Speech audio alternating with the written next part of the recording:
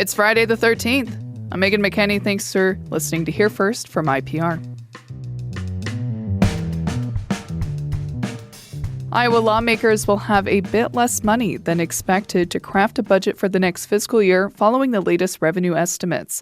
IPR's Katerina Sostarek has more. State revenue has been declining because of state tax cuts, and recent federal tax cuts have added to that drop. Iowa is facing a nearly $1.4 billion budget deficit this year, according to the latest revenue estimates. Next fiscal year, the state is expected to take in $1.2 billion less than Governor Kim Reynolds has proposed spending. Craig Paulson is Reynolds' budget director. He says he's confident the money the state has saved up and Iowa's economic growth will cover these budget gaps going forward. My confidence is higher today than it was in December. I mean, there's still things out there that we can't control in the state that could upset the apple cart, but I feel pretty good right now. Democratic leaders say the state is in a fiscal death spiral, and the economic growth Republicans promised from tax cuts hasn't materialized. I'm Katerina Sostarek, IPR News. Governor Reynolds held the first in a series of events she's calling her Legacy Tour last night in Cedar Rapids. Republican Party Chair Jeff Kaufman asked her questions about her life and career to an audience of county Republican chairs, state legislative hopefuls, and members of the conservative group Turning Point USA.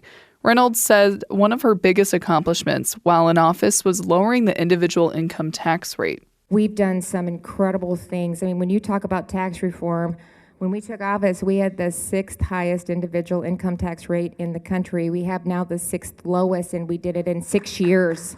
6 years. That's incredible. Several dozen protesters stood outside the event, carrying signs criticizing Reynolds for economic policies. She announced her retirement last year. Her term ends in January. Political strategist Julie Stouch has turned in signatures to get on the ballot for Iowa's Democratic primary for governor in June. She says voters have told her water quality, public schools, and health care are their top concerns. And Stouch says Democrats should choose her over her primary opponent, State Auditor Rob Sand, because she'll work for Iowans. I'm not going in to be a career politician. I'm not going in to I don't have my own agenda. I'm just finding out what they want done, and I'm going to go to work on it. And I'm demonstrating that I'm going to work on it by talking about the things I would do. 3 Republicans have filed so far to run in the GOP's primary for governor: Congressman Randy Feenstra, former state representative Brad Sherman, and former state agency director Adam Steen. A billionaire with Iowa ties has been asked to testify before a U.S. House committee investigating convicted sex offender Jeffrey Epstein. Ted Waite is a Sioux City native who co-founded the computer company Gateway 2000. He dated Epstein's longtime associate Ghislaine Maxwell for several years in the late 2000s. Maxwell was Waite's guest at former President Bill Clinton's daughter's wedding. Maxwell is serving a 20-year federal prison sentence for child sex trafficking. Waite is one of 7 people asked to be interviewed by the committee next month. The group also includes Microsoft co-founder Bill Gates. You're listening to Hear First from IPR. I'm Megan McKinney. A high school senior in central Iowa is witnessing how the federal immigration crackdown is affecting her peers. Yeah, I've known people who've changed their college plans, and I think it's just saddening because they're their kids that are giving up dreams. She's also a first-generation immigrant and has been raising money for immigrant and refugee students to go to college. We're going to hear from her in just a moment. Stay with us. Welcome back to this March 13th, Friday the 13th episode of Hear First from IPR. I'm Megan McKinney. Nebel Chol is a senior at Valley High in West Des Moines. She's part of the Refugee and Immigrant Student Embassy, or RISE group, that was founded in 2022 at the high school. She was recently recognized by the ACLU of Iowa for her work fundraising $15,000 for a scholarship for first-generation immigrant and refugee students at Valley High. Good morning, Nebel. Thank you for coming on to the program. Good morning.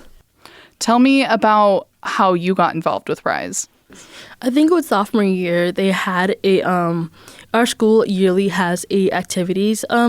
It's during lunch. They have an activities fair every year, and I saw that RISE had their booth, and I just checked it out because I'm an immigrant. I want to see what other groups at Valley, and seeing like there was a place where I can be as an immigrant actually made me a little happy, because I've always hidden my identity as an immigrant, because I was always worried, and I was like usually bullied as a kid at being an immigrant, even though I went to like one of the like most diverse schools in my elementary schools in my district. But seeing RISE and seeing that it exists actually helped me as a person. How does the RISE scholarship support immigrant and refugee students? The RISE scholarship supports immigrant and refugee students by showing them they have a chance of college. And many, what I might see and from what I've experienced as immigrant and refugee students, there's certain like financial factors that stops you from attending a school. And I think the RISE scholarship like removes those roadblocks. How would you describe how what's going on in the world right now in our country affecting immigrant and refugee students? For me personally, I've known people who have either self-deported and went back home. I've known people who moved away to a way more populous place rather than Iowa for safety. I've known people who've changed their college plans. And I think it's just saddening, because they're kids that are giving up dreams. There's parents who are wanting more for their kids, and they know their kids want to do more, but they can't do more because it's stopping them. It's stopping kids from being kids. It's stopping kids from expecting more for themselves from their peers. It's making kids see less of themselves rather than more of themselves and what more they expect. And I feel like that affecting not only students, but also like teachers and administrators, it's keeping everyone up at night. How do you deal with those emotions, especially as you like prepare to go to college? I think for me, most of the time is like I'm preparing myself not only emotionally, but also like mentally for college, because college, everyone, it comes from a different background.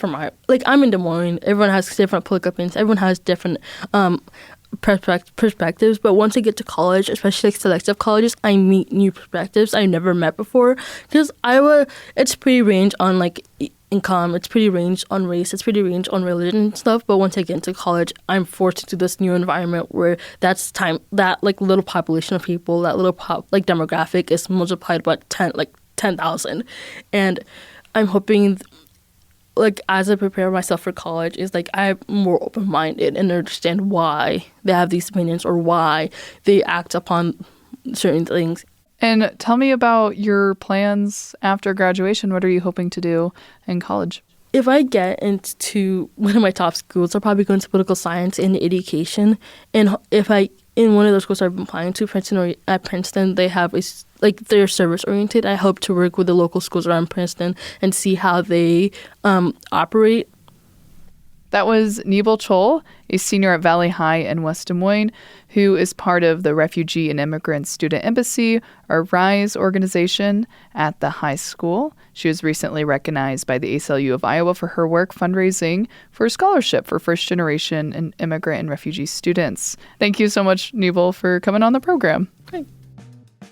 You've been listening to Here First from IPR. Thanks for listening. I'm Megan McKinney.